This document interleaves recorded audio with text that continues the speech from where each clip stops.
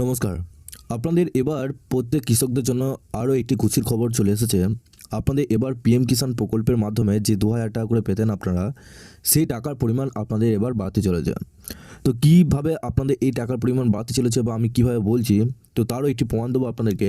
একটি পত্রিকার মাধ্যমে আপনাদেরকে পরিষ্কারভাবে ডিটেলসে জানিয়েছে এবার কিন্তু আপনাদের পিএম কিষাণ প্রকল্পের মাধ্যমে ২,০০০ টাকা করে যে টাকা পেতেন, সব কিছু তথ্য আপনাদেরকে এই ভিডিওটির মাধ্যমে আপনাদের সমস্ত কিছু ডিটেলসে জানাবো। আপনারা অবশ্যই শেষ পর্যন্ত ভিডিওটিকে দেখবেন এবং আপনি যদি আমাদের এই চ্যানেলে নতুন হয়ে থাকেন, চ্যানেলটিকে অবশ্যই সাবস্ক্রাইব করে বেল নোটিফিকেশনটা অল করে দিয়ে যাবেন।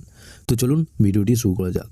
এখন এখানে বলা হয়েছে রবিতে বাজেট পেশ মোদী সরকারের, সম্ভাবনায় এই সেক্টর ও শেয়ারগুলিতে থাকবে বাড়তি নজর।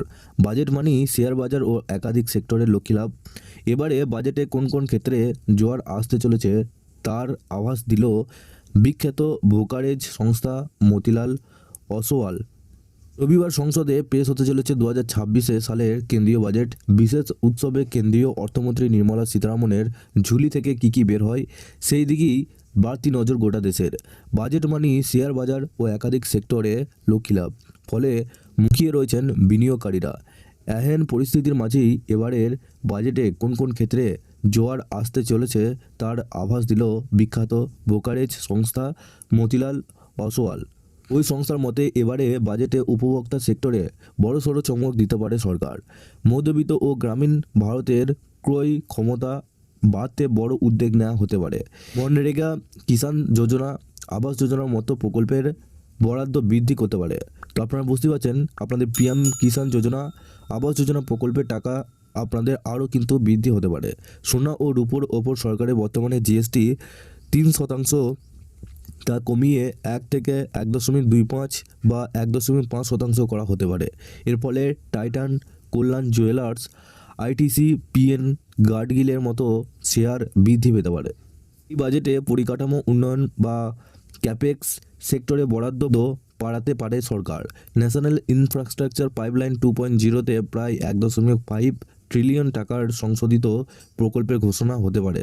প্রতিরক্ষা খাতেও এবার ব্যাপক বৃদ্ধির সম্ভাবনা রয়েছে, ফলে এই সেক্টরের শেয়ারগুলিতে জোয়ার আসতে পারে।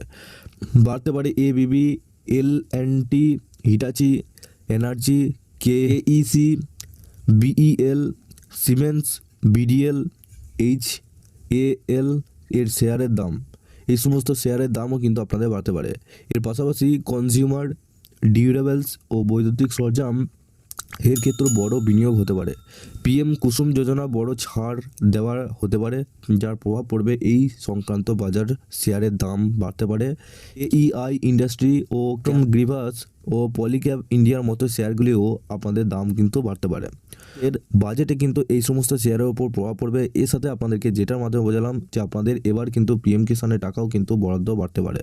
আপনাদের এবার বাজেটে পিএম কিষাণ এবং আপনাদের যে বাড়ির টাকা, সে বাড়ির টাকা বৃদ্ধি হতে পারে, কারণ পিএম কিষাণের টাকা আপনাদের বাড়ার যে আপনাদের আগে থেকে যে খবর, সেই খবর কিন্তু উঠেই আসে।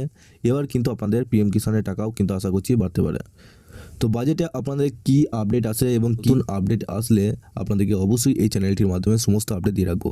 আপনারা অবশ্যই চ্যানেলটিকে সাবস্ক্রাইব করে বেল নোটিফিকেশনটা অবশ্যই অল করে দিয়ে যাবেন, যাতে আমাদের নতুন কিছু আপডেট এলে সবার প্রথম ওই নোটিফিকেশন বেলের মাধ্যমে সমস্ত খবর সবার আগে পেয়ে যাবেন। এবং আপনারা অবশ্যই এই ভিডিও ডেসক্রিপশনে আমাদের একটি হোয়াটসঅ্যাপ গ্রুপ এবং টেলিগ্রাম গ্রুপে লিঙ্ক রয়েছে, ওখানে যুক্ত হয়ে যান। ওখান থেকেও আপনারা প্রত্যেক দিন সমস্ত রকম খবর সবার আগে পেয়ে যাবেন।